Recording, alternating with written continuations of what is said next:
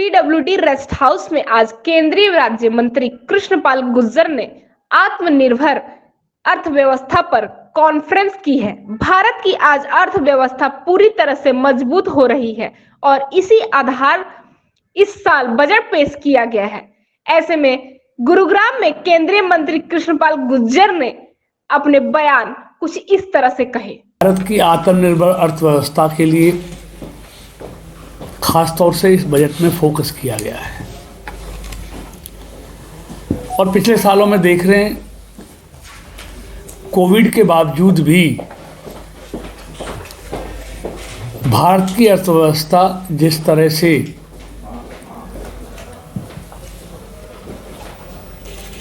लगातार स्थिर रही है या थोड़ा अंतर पड़ा है, उसके लिए आदरणीय मोदी जी की जो दूरदर्शिता है वो सबसे बड़ा कारण है।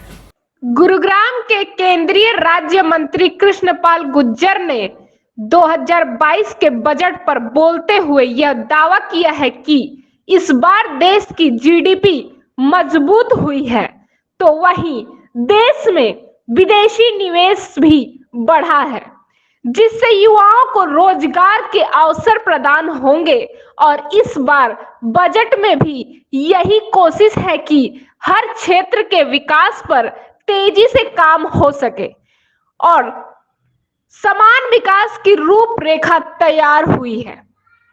उन्होंने कहा कि इस बार बजट में बुंदेलखंड के विकास की रूपरेखा तैयार की गई है, जिससे वहां विकास में तेजी आ सके और वहां के लोग की समस्याएं हैं वह खत्म हो सके।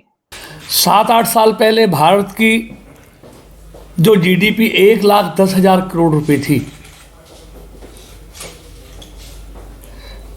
आज भारत की अर्थव्यवस्था 2,30,00,000 करोड़ रुपए के आसपास की है। 2013-14 में जो सार्वजनिक निवेश था वो 1,87,000 करोड़ रुपए था और इस बजट में ये 7,50,000 करोड़ रुपए हो गया है। इस तरह की बढ़ोतरी आप निवेश में भी देखेंगे और भारत की जीडीपी में भी देखेंगे। आज 9 करोड़ घरों में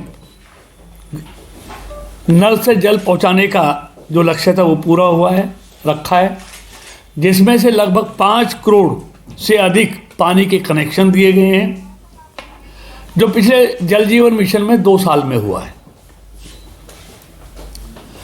और इस बार के बजट में घोषणा हुई है कि 4 करोड़ घरों को, मतलब ग्रामीण क्षेत्रों में, पाइप से पानी का कनेक्शन दिया जाएगा। इस पर लगभग 60,000 करोड़ रुपए खर्च होंगे। आपने इस बजट में देखा है कि केन बेतवा को लिंक करने के लिए हजारों करोड़ रुपए का प्रावधान इस बजट में किया गया है। इससे यूपी और एमपी के बुंदेलखंड की तस्वीर बदलने वाली है। अब बुंदेलखंड के खेतों में हरियाली होगी, घरों में पर्याप्त मात्रा में पीने का पानी उपलब्ध होगा और खेतों को पानी मिलेगा। ये इस बजट में उसका प्रावधान किया गया है। आप देखेंगे जितने भी आकांक्षी जिले हैं, उन जिलों में शिक्षा में, स्वास्थ्य में, सड़क में, बिजली पानी के लिए जो काम हुए हैं, उनकी प्रशंसा संयुक्त राष्ट्र संघ ने भी की है।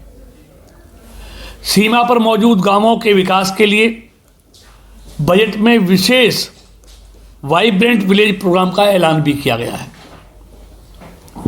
इसके साथ साथ राष्ट्र रक्षा से जुड़े एक बड़े अभियान पर्वतमाला परियोजना के लिए बजट में घोषणा की गई है। भारत सरकार की तरफ से बजट में महत्वपूर्ण बिंदुओं पर भी जोर दिया गया है। प्रधानमंत्री नरेंद्र मोदी ने देश के विकास के लिए जो योजना बनाई है, इस योजना के तहत किसानों की एमएसपी पर फसल खरीदी जा रही है, तो वहीं अन्नदाता को ऊर्जादाता बनाया जाए, इस पर भी एक बार बजट में पूरा प्रयास किया गया है।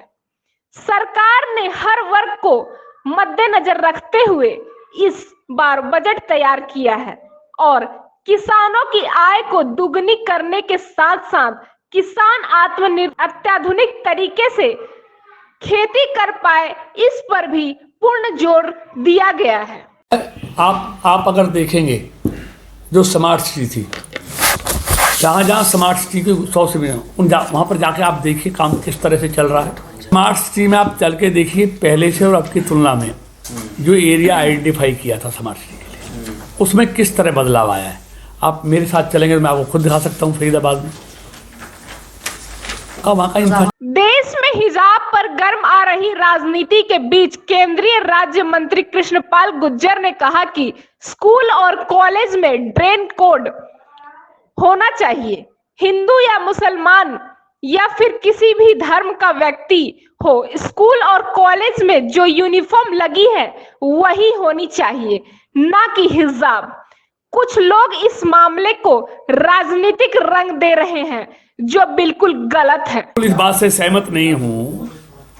स्कूलों का अपना ड्रेस कोड होता है जी। कल को तो वो कहेंगे हमें स्कूलों में उर्दू में पढ़ाओ, कल वो कुछ और कहेंगे क्या?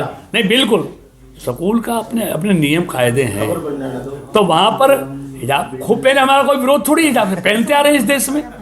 अपना अपना कोई केसरी अंगोछा डालता है, कोई हिजाब पहनता है, कोई कुछ और पहनता है, कोई तैमन बांध, तो अपना अपना ड्रेस है। लेकिन स्कूल से बाहर, लेकिन स्कूल के जो कायदे कानून हैं, जो ड्रेस कोड है, और जब बच्चा एडमिशन लेता है तो वो लिख के देता मैं स्कूल का ड्रेस कोड अपनाऊंगा, लेकिन स्कूल से बाहर तो स्कूल में बिल्कुल किसी को भी ड्रेस कोड से बात, चाहे वो हिंदू है, मेरा कहना है, चाहे वो हिंदू है, चाहे मुस्लिम है, या क्रिश्चियन है, या सिख है, या ईसाई है, स्कूल के कायदे कानून को मानने पड़ेंगे। उस जो स्कूल का ड्रेस कोड है उसको मानना ही पड़ेगा।